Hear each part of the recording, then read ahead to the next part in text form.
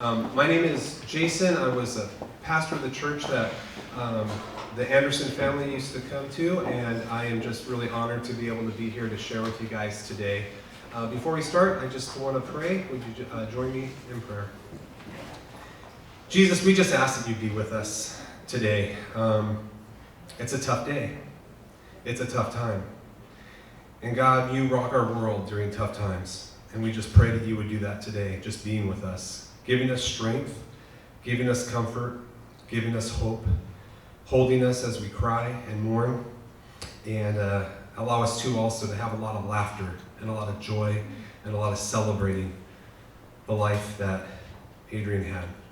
So God, we give you this time and just ask that you would be glorified in it and that she would be celebrated here today. In Jesus' name, amen. All right. Well, I wanted to start just by, maybe clearing the air a little bit, making sure we're all on the same page, making sure there's no elephant in the room. When a life is taken by tragic means such as addiction, a lot of times that addiction can cloud the memory of the person that we're mourning. A lot of times the focus is on what it was that took the life of that person that we loved and we cared about so much. Actually, I want to say that Adrienne is an example for all of us right now. Juanita was telling me that recently she had just made a commitment to turn her life back around to Jesus during some very difficult times. She was wanting to make changes in her life, and she wanted God to help her. And following Jesus does not mean that all of our problems go away, that our struggles and our weaknesses, they go away. But it does mean that God is there with us, to walk with us during those times. And yet many times as we're trying to go through those struggles and we're trying to go down a better path, we still fail. How does God look at us when we fail? Makes me think of this situation in John chapter 8. Jesus is at church. They called it synagogue. And as he's there teaching, a group of religious leaders bring a woman who was caught in a horrendous sin. And they throw her in front of Jesus to accuse her. And they say, Jesus, our law says that we can stone this woman for the sin that she committed. What do you say? Jesus didn't say anything. He just stooped down and started writing in the sand. And they pressed him again. Jesus, what do you say? What should we do with this woman? They're trying to trick him. They're trying to trap him. Jesus looked up and he said, let he who is without sin cast the first stone. And he stooped back down again and started writing in the sand. And it doesn't tell us what he wrote. I tend to think that he's probably writing the indiscretions that those accusers have had in their lives, because Jesus knows everything. And it says, one by one, as he wrote in the sand, their hearts became convicted. They dropped their stones and they left. And then it was just Jesus and this woman standing there. And Jesus says to the woman, he says, where are your accusers? Is anyone here to condemn you? And she said, no, they all left. And he said, neither do I condemn you. Just go and sin no more. Go, be better. Jesus didn't look at this woman and see her as whatever her sin was. He looked at her as a person. He saw her as a human being. Adrienne's struggle ended in tragedy. So how does God see her? I think he sees her as a beautiful woman, a loving daughter and sister, a committed partner, a hopeful mother, an amazing friend, and one of his children. Today I just want to really impress, addiction does not define her. And while we mourn the tragedy that happened, hey, we're all here to celebrate the things that were amazing about her. We're here to focus on those things that made her special, that made us love her, that made us just so excited to be around her. And I just want to encourage you guys today by lifting each other up with her memories. Have some laughter today, talking about the funny stories and the things that she had done that maybe she was in cahoots with you in some heinous activity that you can just laugh about today. Whatever it is, I'm sure there's many of those. I want to encourage you guys to lift each other up with the memories that were her. I want to share from Scripture, John chapter 11. It's actually a time in which Jesus went to a funeral. And it says, a man named Lazarus was sick. He lived in Bethany with his sisters, Mary and Martha, and this is the Mary who later poured the expensive perfume on the Lord's feet and wiped them with her hair. Her brother Lazarus was sick, and so the two sisters sent a message to Jesus telling him, "Lord, your dear friend is very sick." And when Jesus heard about this, he said, "Lazarus' sickness will not end in death. No, it's happened for the glory of God, so that the Son of God will receive glory from this." And so although Jesus loved Martha, Mary, and Lazarus, he stayed where he was for the next 2 days. Finally, he said to his disciples, "Let's go back to Judea," because he told them, "Now Lazarus is dead, and for your sakes I'm glad I wasn't there, for now you will really believe. Come, let us go see him." And when Jesus arrived in Bethany, he was told that Lazarus had already been dead and in the grave for 4 days. Now Bethany was only a few miles from the town of Jerusalem, and many of the people would come to console Martha and Mary in their loss were there. And when Martha got word that Jesus was coming, she went and met him, but Mary stayed in the house. And Martha said to Jesus, "Lord, if only you had been here, my brother would not have died. But even now I know that you are God, and he will give you whatever you ask." And Jesus told her, "Your brother will rise again." And Martha said, "Yeah, I know. He will rise when everyone else rises in the last day." And Jesus told her, "I am the resurrection and the life.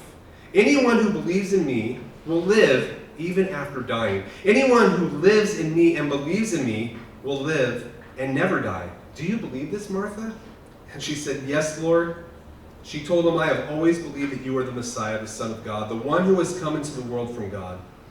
And then she returned to Mary, and she called Mary from the side of the mourners and said, "Hey, the teacher is here and he wants to talk to you." So Mary immediately went to meet him. And Jesus had stayed outside the village at the place where Martha had met him. And when the people were in the house consoling Mary saw her leave, they thought she was going to Lazarus' grave, so they all went with her. And so they followed her there. And when Mary arrived and saw Jesus, she fell at his feet. And she said, "Lord," sounds familiar, "if only you had been here, my brother would not have died." And when Jesus saw her weeping and saw the others wailing for her, a deep anger welled up within him, and he was deeply troubled.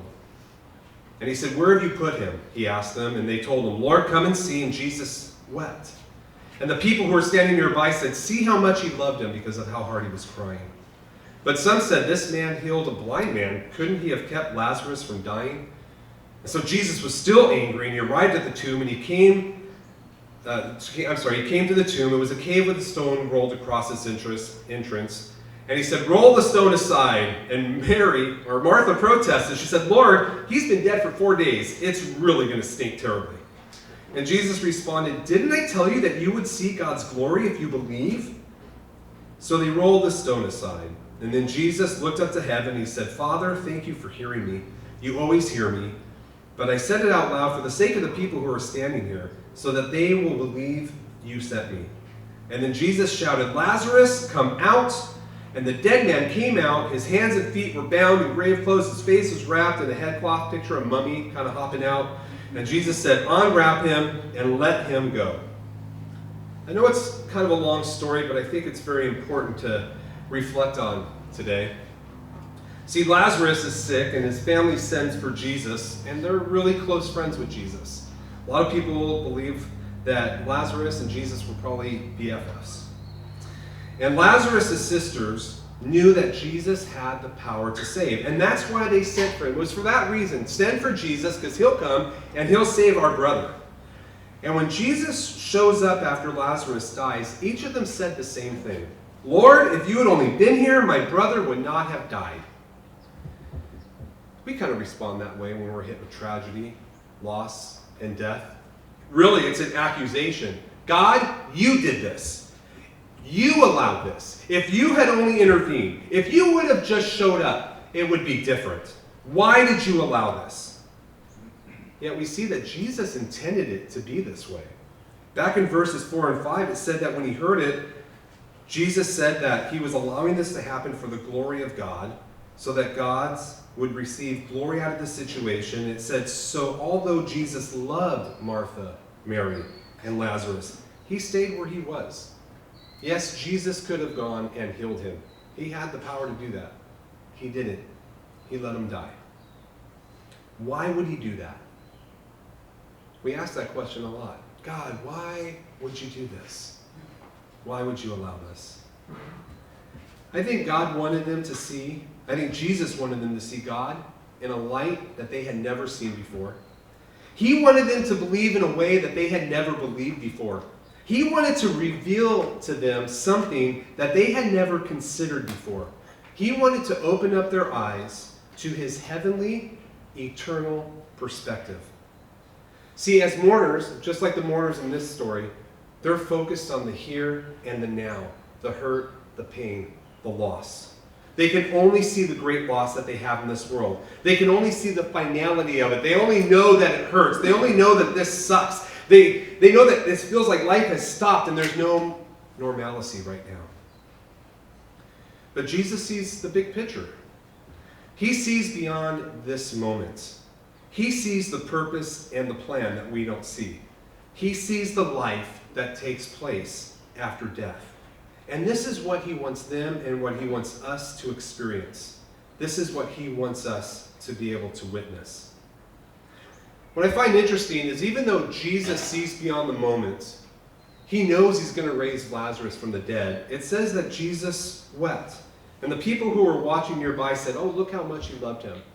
I want you to understand a better translation would be Jesus wailed. In Greek, it's talking about the type of crying that is not like, "Oh, I have a tear." It's more of the loss of a child. It's that crying that keeps you from being able to breathe and hyperventilate. It's that crying that you feel from your head to your toe. It's that crying that hurts. And Jesus was wailing and crying at this moment. And they thought it was because of the loss of his friend. But why was he crying so hard if he knew he was about to raise Lazarus from the dead? You know what? His tears weren't for Lazarus. His tears were for his sisters. His tears were for the family and friends that were there. His tears were for the community that were feeling lost. That's the Jesus we have with us today. We have somebody who's here who understands and feels our pain, our hurt, our loss. He cries with us. He weeps with us. He understands what we're going through. And he's there for us to be a comforter. Not only was he crying, but he was angry. It says twice that he was angry. You know, God gets angry over what sin does to us. God gets angry about the joy that it steals. God gets angry about the hurt that it costs, the life that it takes, because he loves us so much. So Jesus is here, mourning, crying, weeping with his friends. And again, in verse 38, it says, as he was groaning, he gives the command to take away the stone. And Mary's like, "No, Lord, it stinketh." Don't open that thing. He's been dead for 4 days. You do not want to deal with that smell. And he just reminds her, didn't you hear what I just said? I just told you, if you believe, you will see the glory of God. I'm ready to do something. Sometimes we're telling God, "God, don't do it that way. That doesn't fit into my plan. God, your plan stinks." God says, if you just hold tight, if you just have faith, if you just believe, you will see the glory of God. And so he calls for the stone to be rolled away. I think it's actually kind of comedic. I mean, you got this guy who's been dead for 4 days, and in those days they wrapped him up like a mummy. You basically have this guy who's wrapped up like a mummy, jumping out of the tomb. Jesus is like, unwrap that guy, let him go.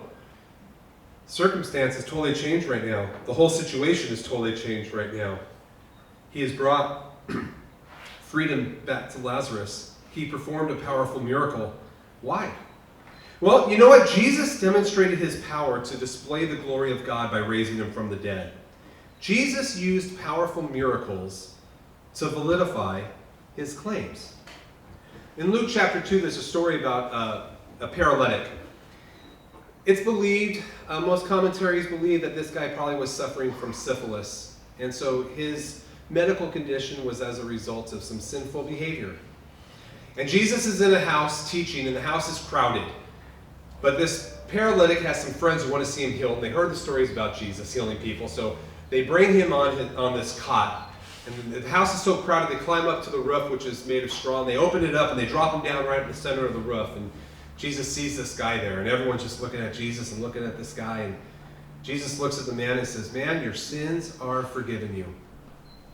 That's not what they came there for. That wasn't what they were looking for. They wanted a healing. And the Pharisees were in the room. And the Pharisees are like, who does this guy think that he is? That he can forgive sins. Only God can forgive sins. And Jesus knows what they're talking about. So he says, what's easier for someone to do? To say your sins are forgiven you? Or to say, arise, take up your mat and walk? But to show you that the Son of Man has the power to forgive sins on earth. He looked at the man and he said, pick up your mat and go home. The guy immediately got up, was healed, and went home rejoicing. Jesus healed the guy with a powerful miracle to validate the claim that he can forgive sins. Jesus also claimed to be the resurrection and the life, and he raised Lazarus to prove it. Another time he said, I am the way, I am the truth, I am the life. No one comes to the Father but by me. Well, some say that's a really narrow-minded claim. Jesus said it, not me. But Jesus died on a cross, and 3 days later he rose from the dead to validate that he had the power to make such a claim and to proclaim its truth. Jesus performed an awesome miracle this day to give hope, to give glory to God. Now, I'm not Jesus. I'm not going to raise Adrienne from the dead, but I don't need to. See, she is more alive today than any of us are. You better believe that. And this is because Adrienne believed in something Jesus said. Jesus told Martha, I am the resurrection and the life. I'm going to repeat this again. Anyone who believes in me will live even after dying. Do you believe this? See, Adrienne believed. And believing does what? What Jesus said. You will see the glory of God. And Adrienne has seen God's glory. Not only that, she is in God's glory right now. The Bible tells us to be absent from the body is to be present with the Lord, and that is where she is right now. And so, while we weep, while we mourn, while Jesus is weeping and mourning with us, he wants us to have a perspective that is a little bit more above ourselves. He wants us to have that eternal perspective, to realize that while we are weeping, Adrienne isn't. She is in glory, and she is loving it. We will miss her. We will miss her deeply. But she is in an amazing place right now. God has a purpose and a plan. We don't always get it. We don't always understand it. Sometimes God reveals it to us at a later time, and sometimes he doesn't. What I want to encourage you guys right now is be looking for how God might continue to use Adrienne to bless your life and to maybe bring you closer to Jesus by, again, talking about her life, talking about her stories, sharing her history, sharing her testimony, remembering her in a loving and awesome way. We're going to have some of the family going to come up now, and they're going to share from each one of them. So first we're going to have Shelby come up. Adrienne was born June 23rd, 1985. She passed away on September 17th after a long, tumultuous battle with addiction. Just one short month before her death, she and her fiancé, Aaron, welcomed a baby boy, Axel, on August 18th. The last time I spoke with my sister, she was so ecstatic to be a mom and share her life with the man she was so happy and so content with. She loved him dearly. I was excited for her, so excited to see that she was so happy. It is difficult to convey our love for her and illustrate her life in one short speech, but I will do my very best. My sister Adrienne was so many things.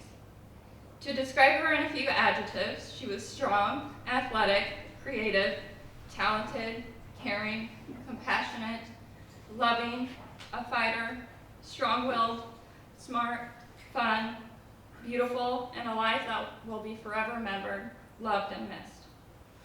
Adrienne loved big trucks, country music, essentially everything and anything country, camera print, graphic tees, wild hair color, tattoos, coffee, Halloween, and gone.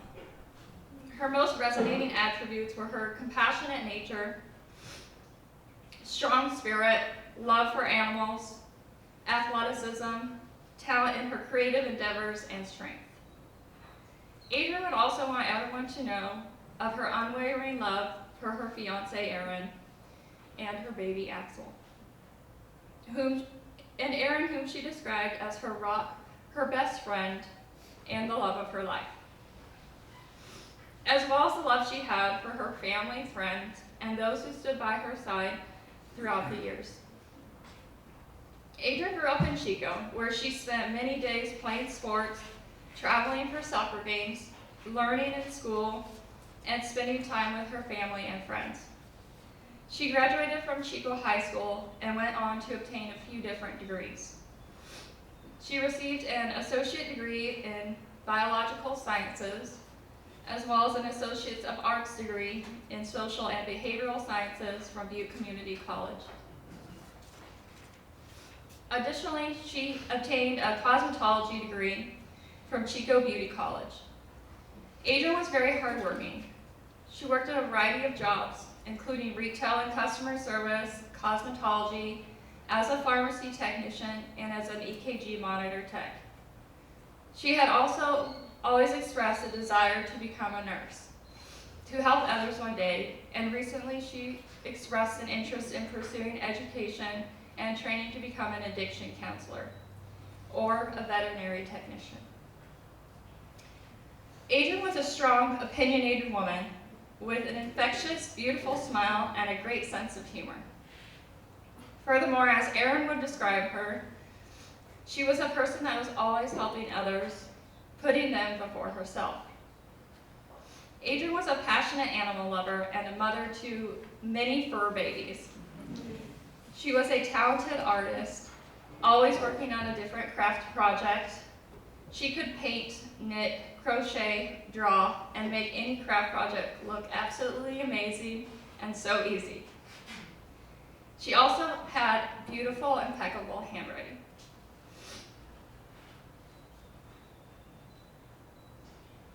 Sorry. Additionally, Adrienne was a tremendous athlete. She was a force to be reckoned with on the soccer field, soccer being her favorite sport. She could also deadlift like a champ. Her personal record was 295 pounds. She was so talented, incredibly smart, and she excelled at anything she pursued. There are many memories I will forever cherish about my sister. One of my favorite memories reflects back to one of the happiest times in mine and my family's lives. Adrienne was an avid athlete, yet even at a very young age. As young girls, we were very active in swimming, gymnastics, tennis, and soccer. My most fond memory is swim team with Adrienne. We attended so many swim meets together, almost every weekend during the summer. Adrienne had an athletic nature that afforded her the ability to excel in any sport she chose to pursue. In addition, she had the most beautiful form, and swimming was no exception. Adrienne was also quite social and enjoyed the swim meets more for socializing with her friends than for winning a medal. Can you guys hear me okay? Yeah. Sometimes you couldn't even find her when her name was called to come up and race.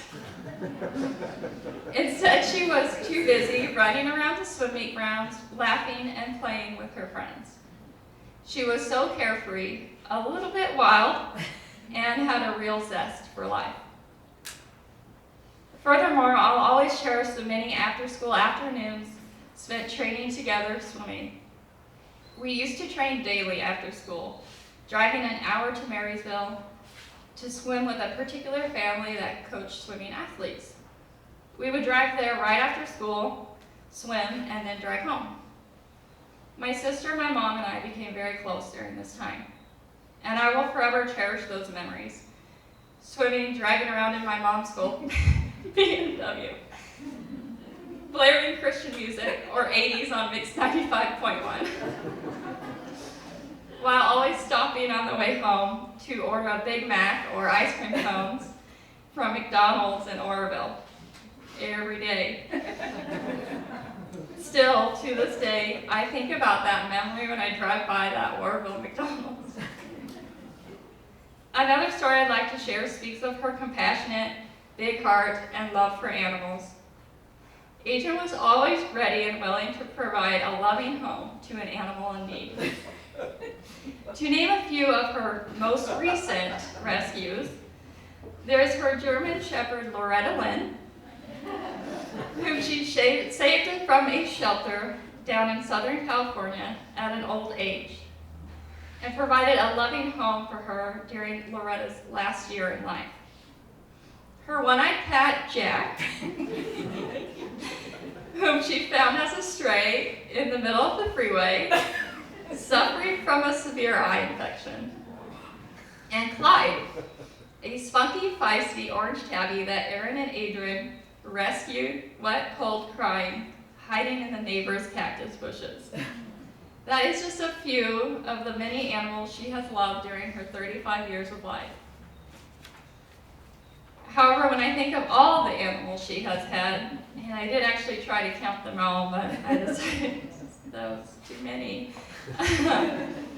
I think of two in particular, Rocky and Dixie.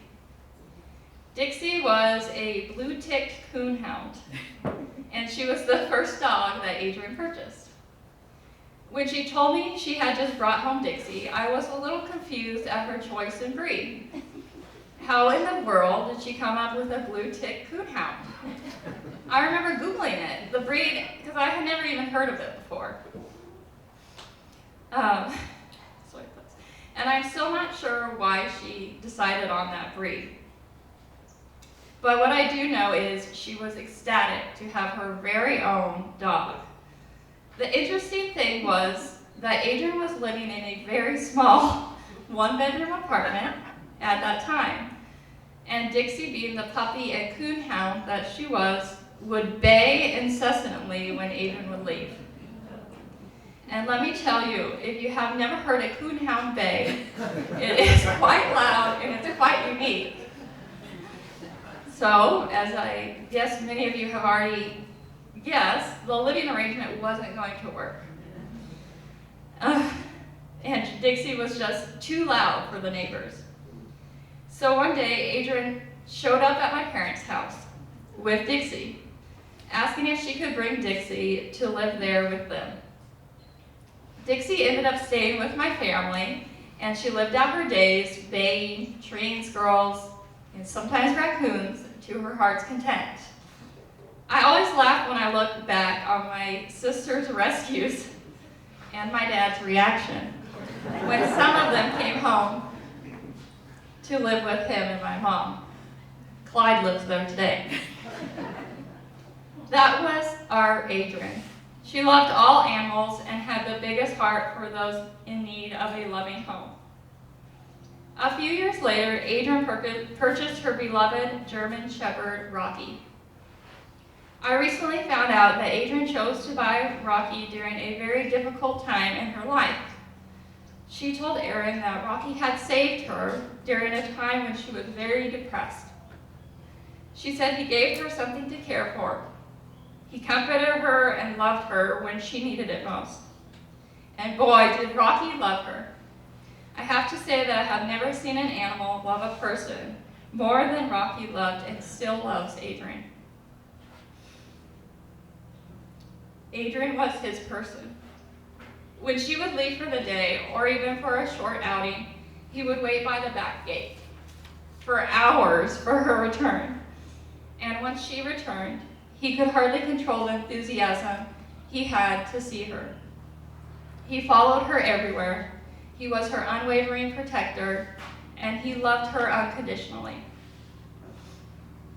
Adrienne was so much more than her addiction. She suffered from a terrible disease that took her life in the end.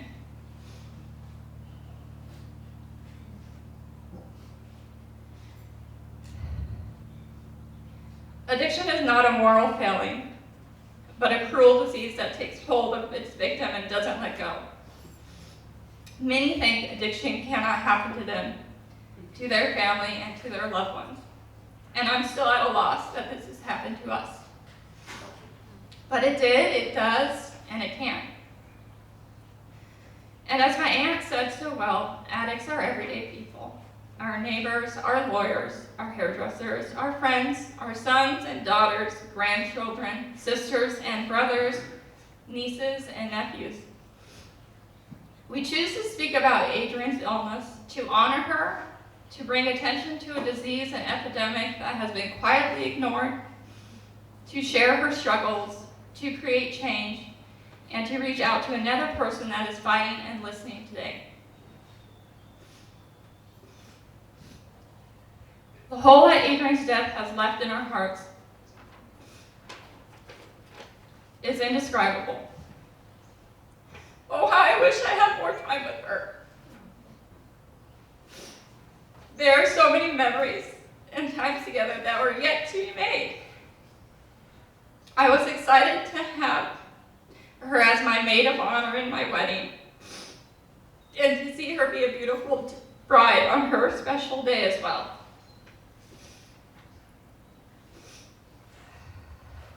I look forward to seeing her raise Axel and be the amazing mother to him that I know she would have been. I look forward to sharing more memories, more times together as sisters, family, and as friends. While I will never know why God took you so soon, I find some comfort in knowing that you had recently rekindled your belief in Jesus and are now in heaven suffering no more. Sis, until I see you again one day, know that I love you, I miss you, and I'll cherish your memory, and I'll advocate for you and for those that struggle just as you did. Thank you.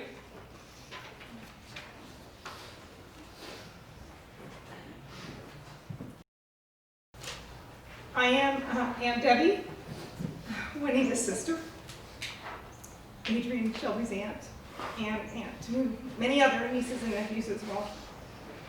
I'm going to read a couple little stories from my sister Susie, who unfortunately couldn't be here today because her husband Mike's brother passed away last week, so they're in Kentucky with him and their family.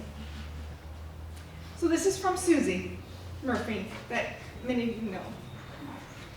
So she talks about Adrienne and Justin, her youngest son Justin, were two peas in a pod. They were always conspiring to do something from the time they were toddlers. For instance, on one of our family vacations in San Diego on the 4th of July, they disappeared on the boardwalk. So the search was on for those two, and they were kind of young. So where did we find them? Selling glow necklaces. And I'll tell you why. Their Uncle Steve, my husband, the ultimate entrepreneur, set the wheels in motion by telling them how these street vendors buy a bunch of glow sticks for $1 per band and then sell them for $3. Well, that's what Justin and Adrienne set off to do at about the age of, I don't know, 9 or so. Another time, we were all at Marriott's Great America. Shelby and Shane stayed with us, and guess which two went off alone? Yep, you guessed it, Adrienne and Justin. So as Juanita and I were up on an elevated walkway, who did we observe below us? I said, Nita, look, there's Justin and Adrienne. Huh. And they were so cool, smoking cigarettes. Yeah, that's the tip. Adrienne always made the effort to visit Shane and Justin whenever they were home for a visit. Both boys appreciated her taking the time to see them. They loved her. Adrienne even attended their graduation from the U.S. Coast Guard Academy, or boot camp, with us, and we had so much fun with her. So many good times and memories. Adrienne, we will already miss you so much, and our lives will never be the same. No more waiting for Adrienne to arrive just a bit late to family dinners. Adrienne, you will live forever in our hearts. We miss you so much, sweet, beautiful niece. So, that was from Susie. Whew, okay. Now me. Okay. As I said, I'm Aunt Debbie. And I do want to reiterate, today we're here to celebrate how fortunate we were to have known an amazing, sweet, kind, funny, creative girl.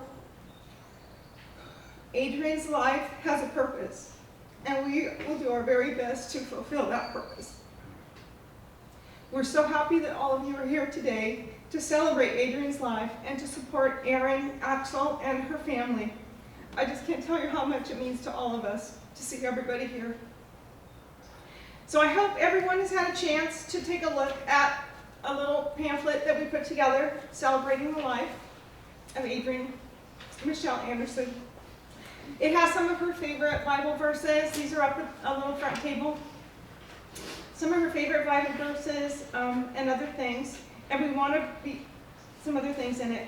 We want to be able to preserve and share some of our precious memories of Adrienne for Axel.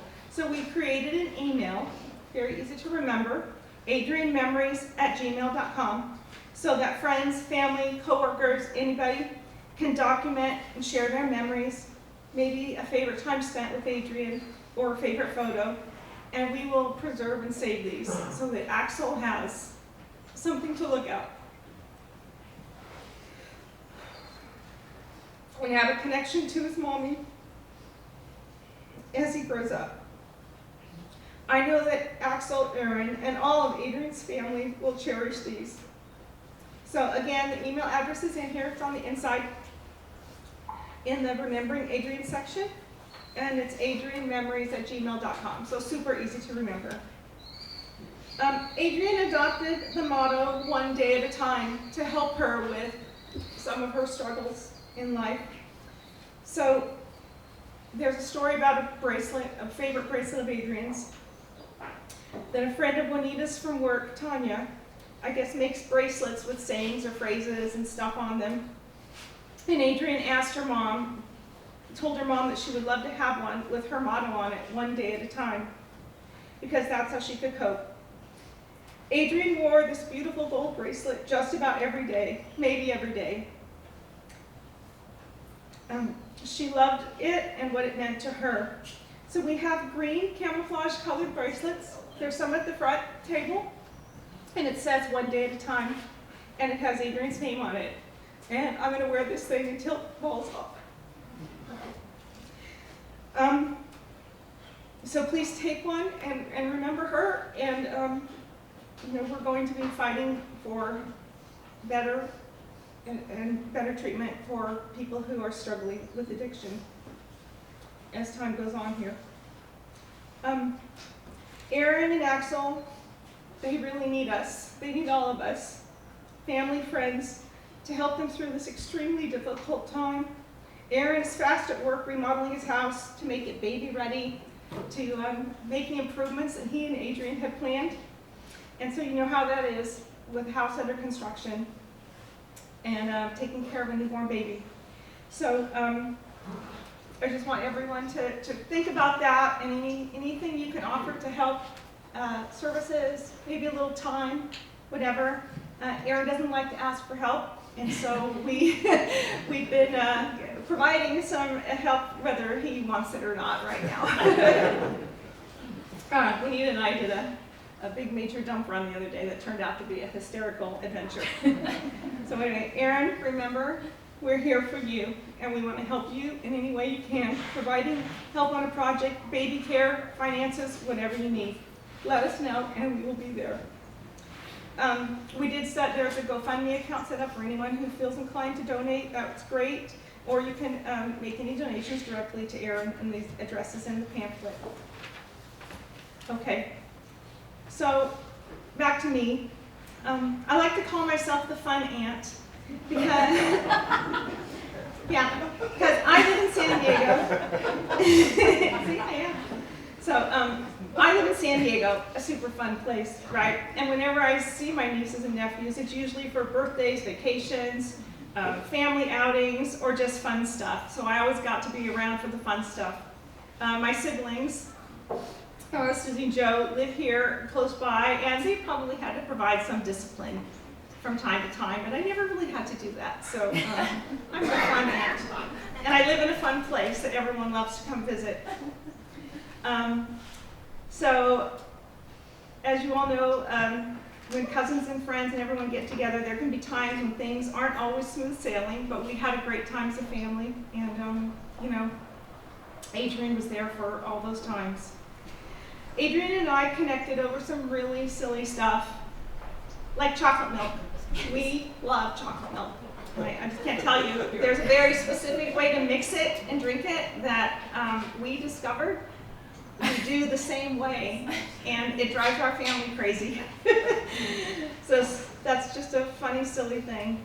And I still drink chocolate milk a lot, and I think for all the time when I drink it.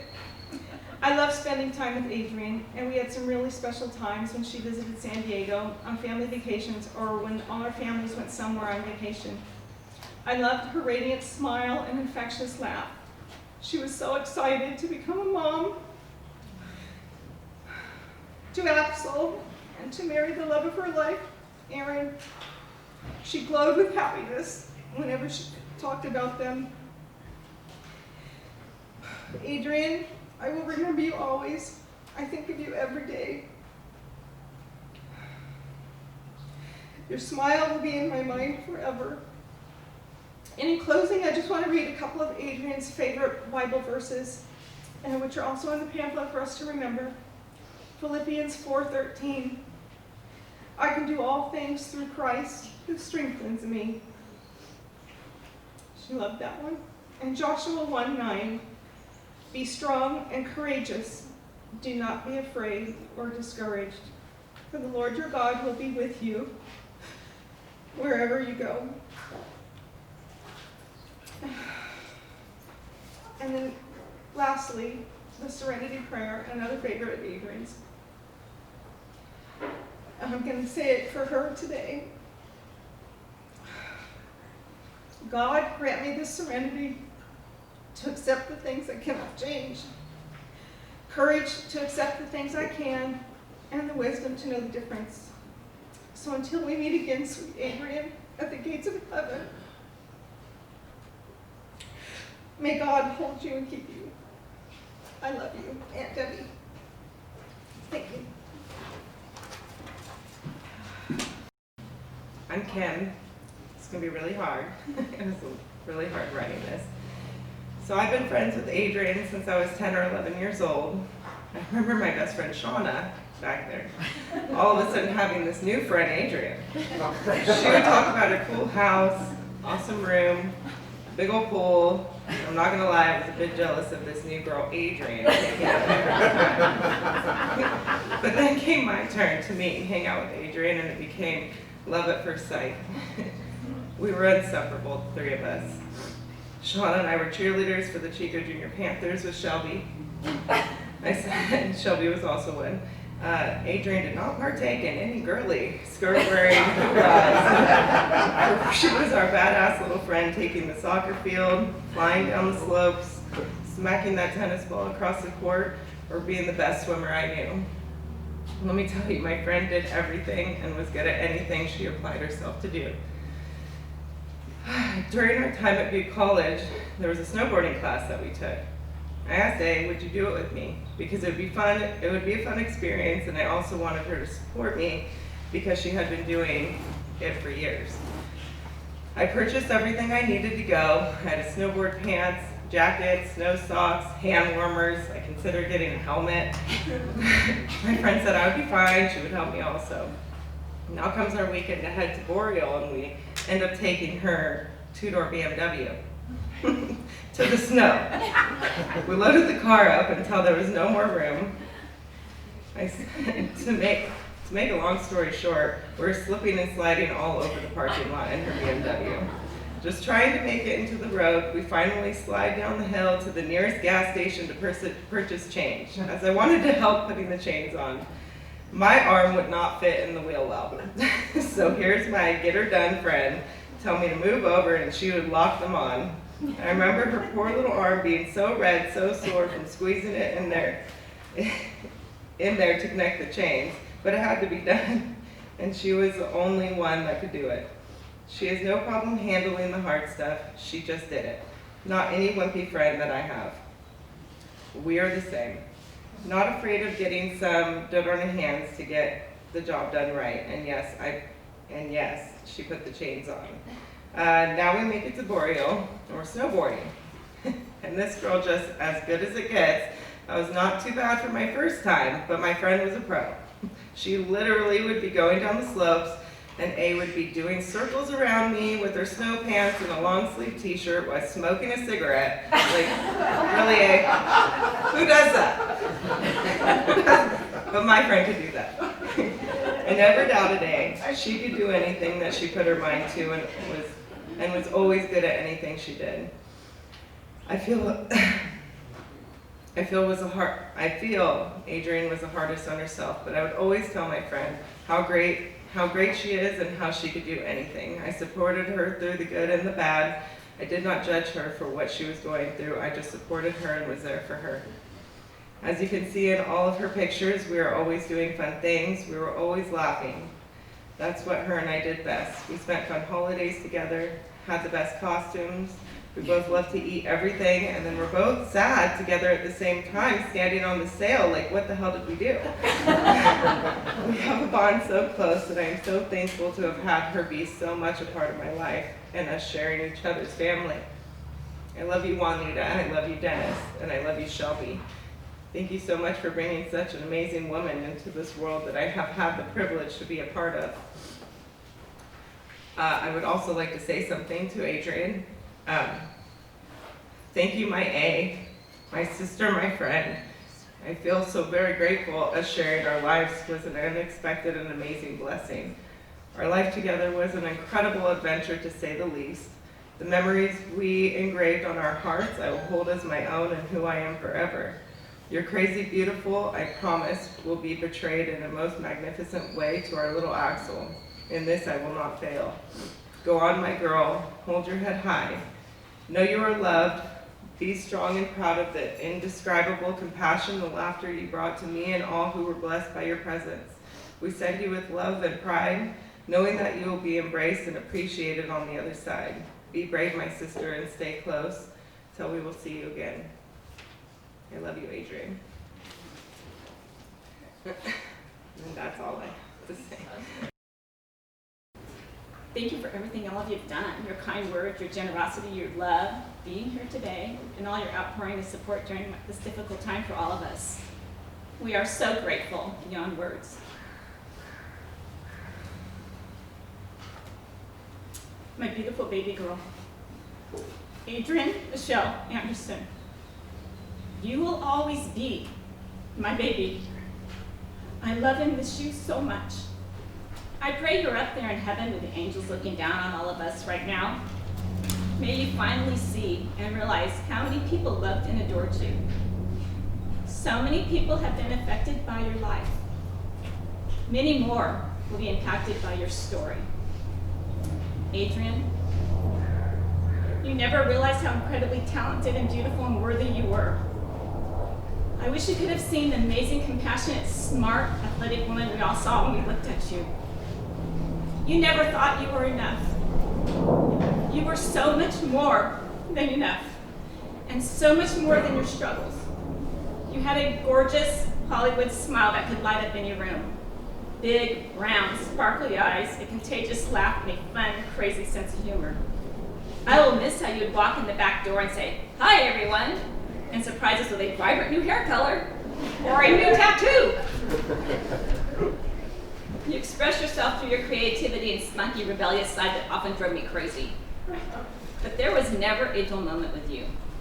I will miss your love for big trucks, your art skills, and homemade Christmas presents. As June rolls around every year, I look forward to celebrating our birthdays together and sharing our love for water sports and strength training. We were a mother-daughter duo force in the gym, especially at the deadlift bar, where our competitive sides were very apparent. We also shared a compassion for nursing. I'll always treasure our work shifts together in the ICU. You were an excellent monitor tech and secretary. You could interpret rhythms better than most nurses and no doubt helped save many lives with your quick interpretation of lethal rhythms and changes in vital signs. Working in the ICU inspired you to want to become a critical care nurse someday. You would have been an exceptional nurse. You had the biggest heart of gold, honey. Always going that extra mile, literally many miles for the weak and helpless, especially stray animals. Somehow, you convinced Aaron to drive all the way down to Southern California to save an elderly, stinky German Shepherd with cancer. Aaron said that dog stunk so bad that they had to stop on the way home to give her a bath. You guessed it, they named her Loretta Lynn. After enduring years of abuse and sickness, Loretta Lynn finally found her forever home where she was loved and cared for the remainder of her life.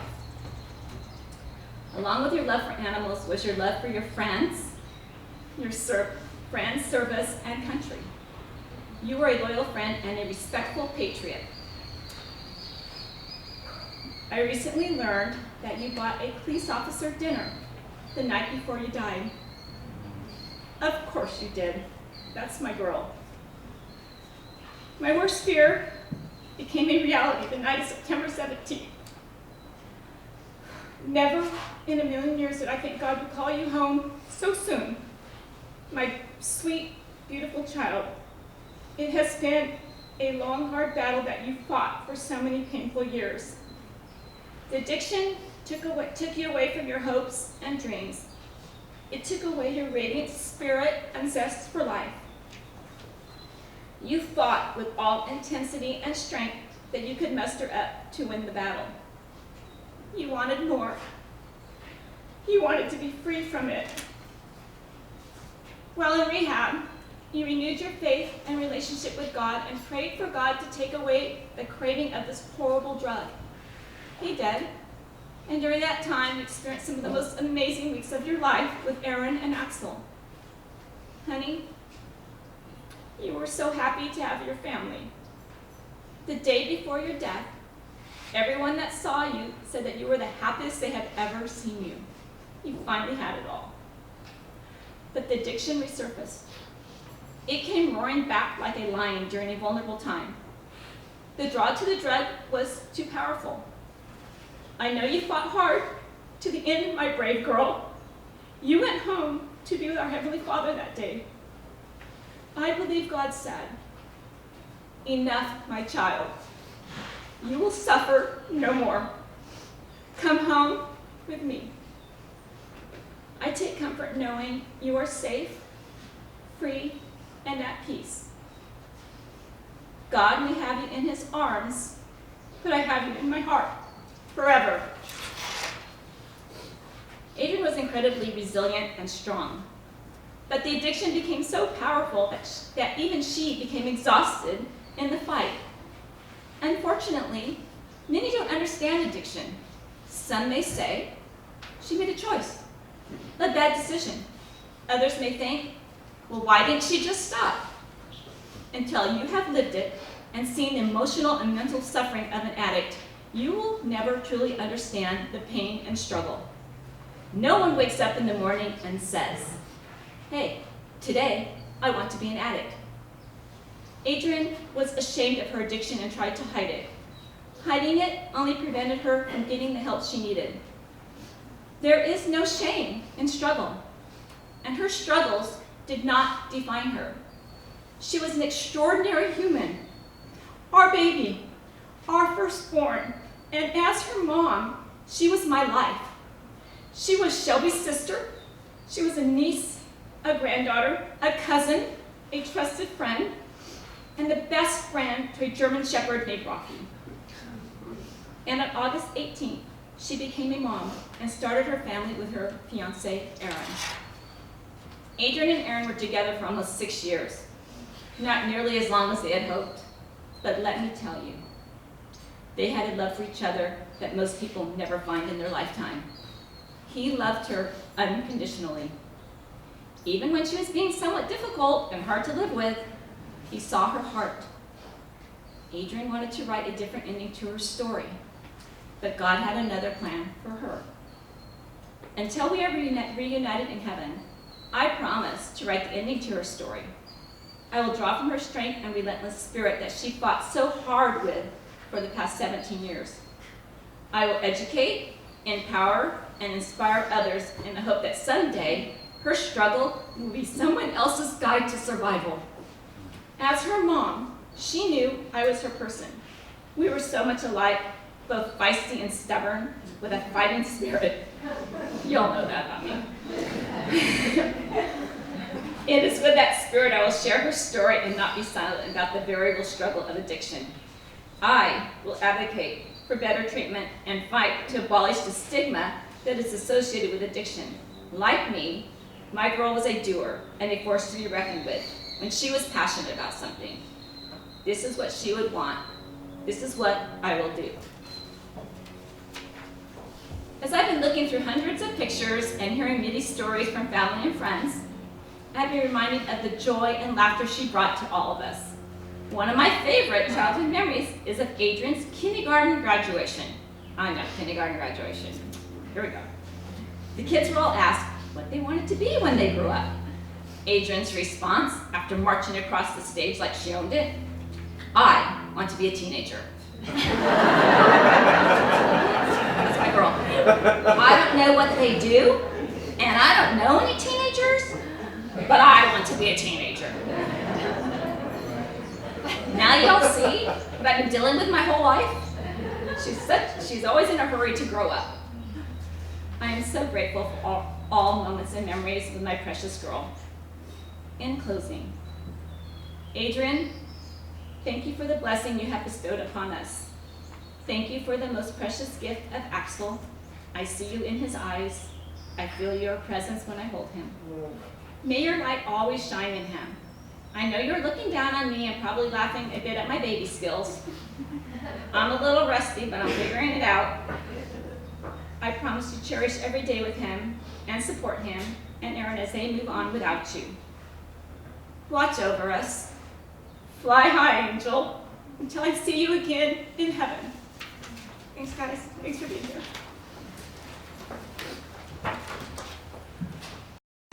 Shelby, Debbie, Kim, Juanita, you guys are brave.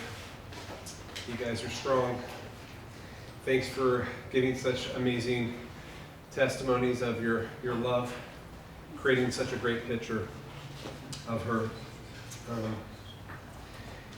Aaron wanted me just to share on behalf of himself and Axel just how thankful he is for all the support that everyone has given them. He is absolutely blown away. When him and I got together earlier this week, he was literally speechless. You could see him trying to express the gratitude and the feelings that he had for all the support that people were showing him and the love on his son.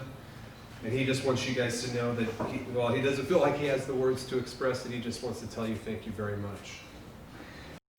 This quilt is Adrienne's clothes. It was made by my coworker and wonderful friend, Tanya. It's Adrienne's clothes, her favorite things, and it's beautiful. So, Tanya, thank you. She had to move away or she'd be here.